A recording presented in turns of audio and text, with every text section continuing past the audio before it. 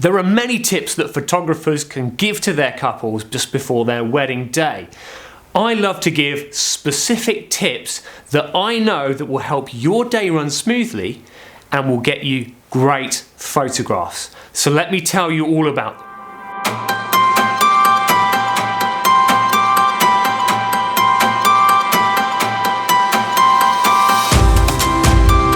Hello and welcome to Hoovie Photography. My name is Jonathan Lockwood and I am here to help you make the most of your wedding day. Now, in a previous video, I gave 5 tips from a photographer's perspective to help you make the most of your wedding day, to make it run smoothly and to make sure that your photos look fantastic. If you haven't seen that, then do please check it out in the description below and also at the end of this video as well. So I'm now going to give you 5 more tips to help you make the most of your wedding day. Tip number 1, make a plan to talk to your guests. Now I know this might sound silly, but a wedding day is always so busy. You are always on the go. And sometimes it can be hard to find the time to be able to talk to all your wedding guests.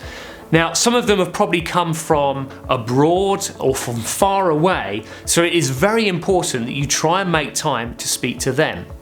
So for instance, after the ceremony, it's wise to go and talk to people who will only be at your ceremony, not at the reception, because you won't see them again. And they are desperate to see you and talk to you on your wedding day. So make a plan for them first.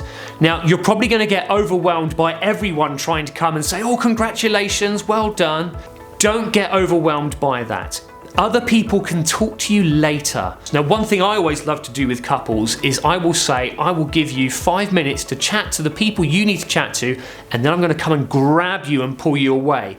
So then if people are a little bit annoyed about that, they can be annoyed with me instead of you. It's always a good idea that when you are having your meal, after your first course, make a plan to go and speak to specific tables. Then, once they bring out the pudding, after you've had that, you can then go and speak to other tables. That way you can make a plan to speak to everybody at the wedding. And you're not going to have a massive chat with them, but it is so good to be able to speak to a couple at a wedding if you have made the effort to get there. So please remember, go and chat to your guests. Tip number 2, make a plan to have some time to yourselves during the day. Now, as I mentioned in the last tip, wedding days can be extremely hectic and busy, and you are going to be rushed off your feet. So it is very important that you have organised time in your schedule where you can just have 5 or 10 minutes just to be alone, the two of you. One thing I always like to do with my couples is when I take them for the couple shoot, I like to give them 5 minutes just to have a wander and a chat whilst I secretly take photographs from a distance like a ninja. So I'm always still taking photographs, but they then get a chance to actually just have a breather and be able to talk to each other. Find a time maybe just before your main meal, which is generally around about 4 o'clock, to actually grab maybe 10 minutes where you can go off to a room, the two of you, and you can just sit and chat. Chat about the things that you have enjoyed throughout the day, and just spend some time before you then go back into the madness of it all with the reception. Okay, tip number 3, just enjoy the day. It is inevitable that no matter how much you plan, something is going to go wrong. It always does.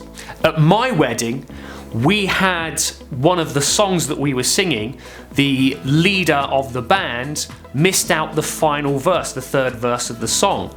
And my wife's grandfather spoke up and said, "Can't we sing the 3rd verse? Can we not sing the last verse?" I agree.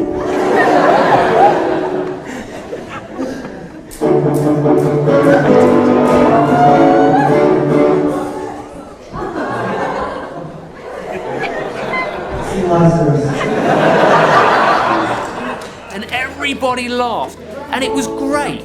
because it actually broke the ice and made the day so much more enjoyable just because of that one hiccup. So what I want to say is, make sure that you, during your wedding day, have an attitude of, I am just going to enjoy this. No matter what the mistakes are, just enjoy it. And actually have a laugh about the mistakes. You will just be able to relax so much more.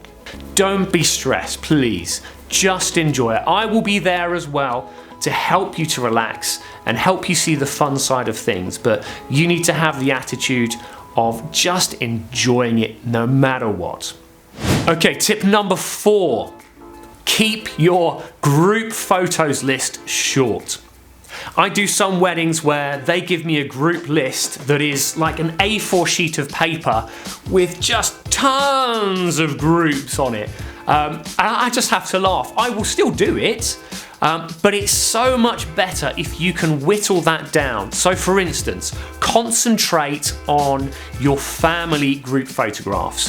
Think about the extended family, think about the immediate family with partners, without partners, maybe just parents, and then you can focus on the friendship groups that you would like to get. Now, that's not to say don't bother getting all these different groups because you still want to have that, but what you can do is during the reception we can grab groups together whilst people are kind of dancing or at the bar and just get some informal group shots of you and those groups. So I would say only put down the specific groups that you really would like. Now, if you do have a long list, don't worry. What we will do is I will grab the best man or the chief bridesmaid, whoever, and we will start being able to pull in the different groups ahead of time as we're doing the previous group so that they can get the next group ready. And it's important that we say to everybody there, look, we're going to do the group photographs. Can you all stay in the immediate vicinity so we can get through these quickly? No going to the bar, no rushing off to the toilet, because you'll always find that Aunt Doris will suddenly be off chatting with someone at the bar, or Uncle Fred, and it's just a schlep to try and get them to the group photographs, and it slows things up. So we will find ways to get through them quickly, but have a short group list and it makes it so much better. Okay, and then tip number 5. This is for the groomsmen and the bridesmaids. And it's simply this: look after your couple. Now, as I've said, wedding days are hectic. They are super busy. And your couple are going to be rushing around. They're going to be the center of attention, which is quite natural. But they're going to forget to be able to drink, to eat. So maybe just bring along with you a bottle of water, a Snickers bar maybe, just so that you can keep them fed and watered, but also just look after them. Open doors for them. Make sure that they enjoy the day most of all, because it's about them. It's important that they have the good memories.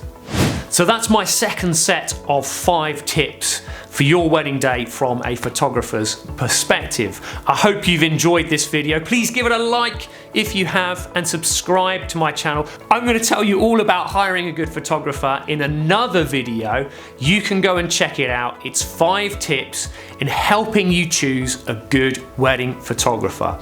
I've also got other videos that you can view to help make sure that you have a fantastic wedding day. So please go and check that out, and we will see you again soon.